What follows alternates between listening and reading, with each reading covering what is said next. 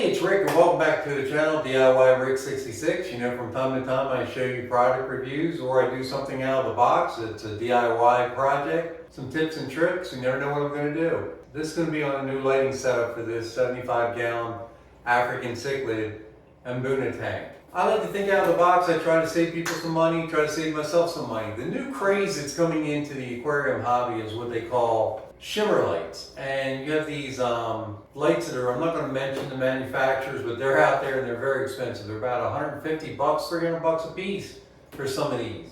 And I have a lid, so that's not going to work for me to be able to put some kind of hanging system on there to get that shimmer look.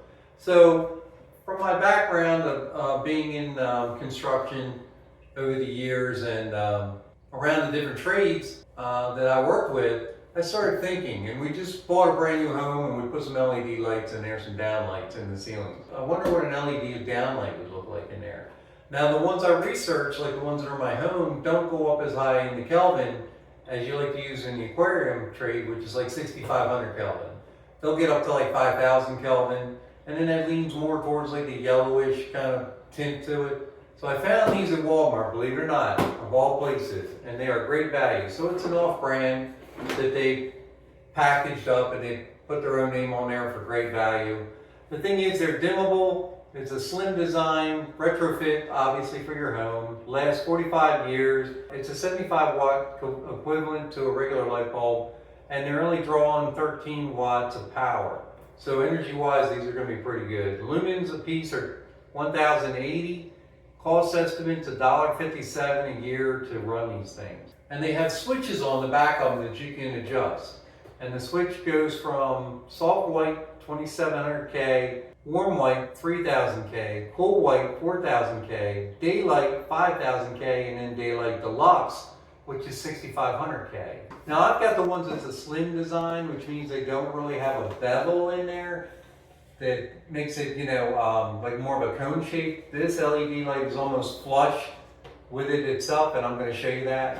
My theory is the slim, since it's going to be laying on top of my lid, is going to project more light going out in the tank, because if it had a bevel on it, it's going to be more focused and it's going to shoot straight down into the tank, and that's not really what I want. I don't want just a beam. I want that beam, but I also want to spread it out throughout the aquarium. Let me go ahead and unbox this and pull it out and show you.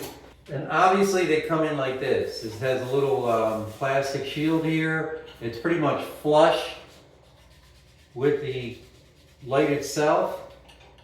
This is obviously if you're going to put it in your can up in your ceiling. You can take those off later on. They're just a couple screws. And there's a selector switch that's going to move the Kelvin that we talked about earlier. If you decide to do this, you can cut this wire and you can wire it directly to just a plug or a dimmer, whatever you want to do. Or we can make it really easy. If you decide you want to send them back and it's not for you, is it comes in with this connector here, like a light bulb connector. Hopefully you can see that. And it does work with an LED dimmer switch. Or you can put a lamp switch on there if you want to do a dimmer switch. So anyway, it has this light bulb connector here, and that's going to go into a socket, usually up in your ceiling. You have it like that, and it plugs in, and you just screw that in and you're good to go. It's all self-contained. So I'm thinking, instead of splicing this, because we're not sure whether we really want to stick with it, we can always take it back to Walmart if it's not to our liking, is you can use a lamp holder. You can get it at your big box store or whatever, and I screwed this connector on here that actually you can put 3 lamps in there.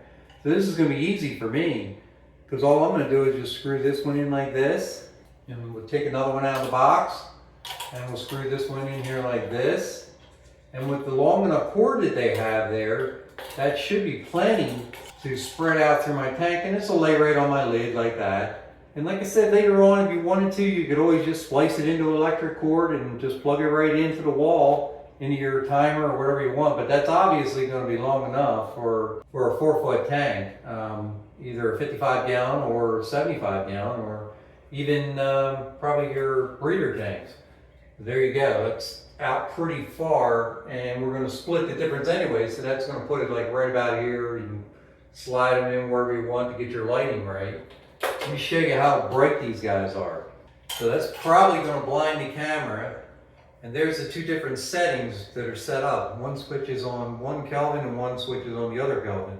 Let me turn that one down so it doesn't blind us. This one's blind the heck out of me, to be honest with you. So right now we're at the 6500 Kelvin. So there's your 27, there's your 3000, and we're working all the way up to our 6500.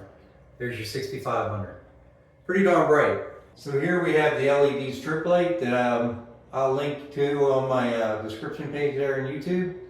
You can check that out if you're interested in that. This is the V-Bore strip light, and that's got more of the blues in it. So you just have to decide what you like. Now when I show you, this is going to be A light. We'll call it A light. And then the next set of lights with the LED downlights is going to be B lights. So you have to let me know which one you like. There's basically no shimmer. And this black area right here, that's the reinforcement brace for the aquarium itself, the 75 gallon. They have a brace that's right in the middle. And when you have a strip light that runs across the entire length there, you get that shadow. Now we're probably going to get a little bit of a shadow when we put those two lights in. You know, for a larger tank, you could probably use 4 if you wanted to. If you wanted to put 2 and 2, you could, but I don't really like to illuminate my fish that much. I kind of like a little bit of a mood lighting towards, you know, having them glow. But that's that one. Now let's go to the next one. Okay, so now the LED lights are now in place, the downlights, and you can see a little bit of a silhouette here.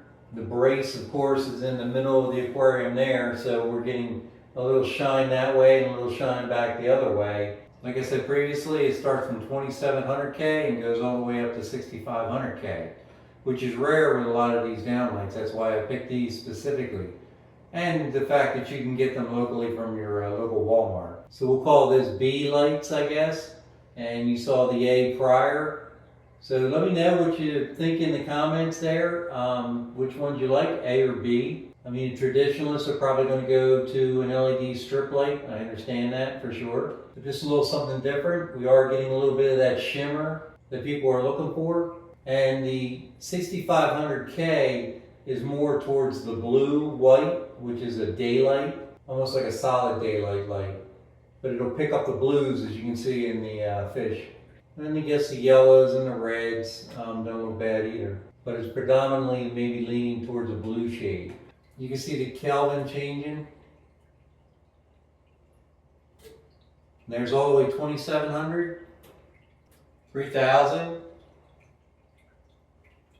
4000, 5,000, and then of course the 6,500. I'll put them both down into the 2,700 so you can see. That was our old style lights when we had aquariums. Were only kind of incandescent with the tubes, and they went way down to like something like that. But you might like that. You might like the old school, depending on what type you do. But I think I favor the 6,500K. So imagine this question is going to come up. Now I have these poly lids here, like the greenhouse material lids that I cut for my aquarium. This light has been on here for about 2 hours now, and let's just see what the temperature is. So at the hottest point, it looks like it's going to be 142 degrees, 145, 146 on this one. Can I put my hand on it? It's hot. I mean, you probably don't want to leave your hand on there, but it's not enough to melt these wires, and the face of it doesn't get hot at all. It's all back here. All your heat is on the back side. Yeah, there's nothing, basically nothing underneath. So it's not going to melt your lid or anything.